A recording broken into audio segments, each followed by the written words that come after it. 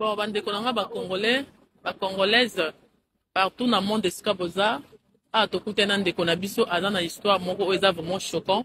Mwana na biso congolaise ba violé il y a 5 ans na famille d'accueil.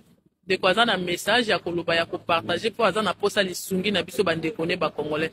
Papa pour lancer message na yo. Oui, bonjour, bandeko. Vraiment, dans une situation très délicate. Nous avons quatre bana qui ont été placés abusivement dans la famille d'accueil. Nous avons quatre parmi eux, moi, il y a 5 ans. Il y a petite fille. Moi, dans dernière visite, tout ça là qui devant l'assistance sociale. Donc, une visite médiatisée. La présence de l'assistance sociale, moi, on a eu que la salle qui est locaux. Nanjot na bango basi on me fait des choses dans mon sisi maman yoka mwana bah oui donc ba viola ka mwana na ngai mwana koma mwasi na bango mwana 5 ans yango na kena police tant to kaka dossier yango directement to kena police pour na porter plainte police a boy plainte à partir moment police a boy plainte na biso to comme au monde yango déjà suspect c'est-à-dire que refus ya police ya plainte à police pour na biso de considérer en tant que certificat d'authenticité à crime, c'est-à-dire que crime est consommé.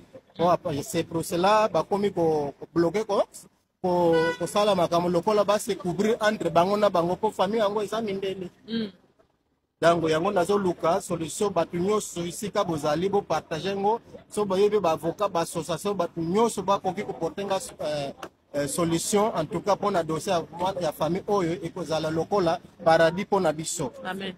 Merci vraiment bande ko bosunga ba contact zawana toke ba kam dossier nyoso na zokozo sala ba démarche nyoso ba komi ko déboulonner yango ada baction nanga nyoso zo viser pour la justice ba mindele yo moko ba komi ko manipuler même ba métier nanga bazo manipuler ba réseaux sociaux nanga bazo saboter bazo manipuler donc pour ba étouffer kaka dossier yango pour moi nango eza mwindo aza mwana mundele te ngana minute soki mwana moko a 5 ans mundele alobi kaka papa na ye ke ba mwindo ngai bakangi ngai na tsenga musapi basa ta iloko na minute mbele naza déjà na prison distinguer ça msala loko aza mwana mwindo moi ici c'était les mains exact donc yango situation naza nango ba contact za wana so za na ici ka uzali so lingi otinda tama quelque chose ko sunga ngai pona contribution ata 1 euro ata 2 euro ata 50 centimes ata 1 dollar ko sunga ngai poto luka avocat privé pona avocat privé vraiment ekosala bien pona famille o na lobi ke ekosala lokola paradis pona famille esengo pona famille en tout cas merci bande ko bosunga ngai.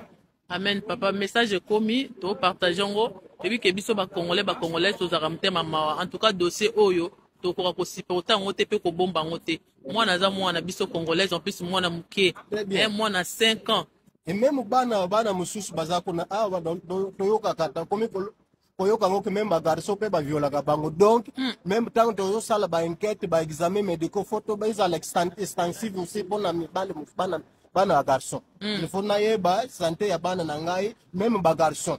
OK. Voilà. Merci papa message commis to contacter yo ceux qui te en a besoin non pour na message mususu. Très bien. Merci. Merci maman.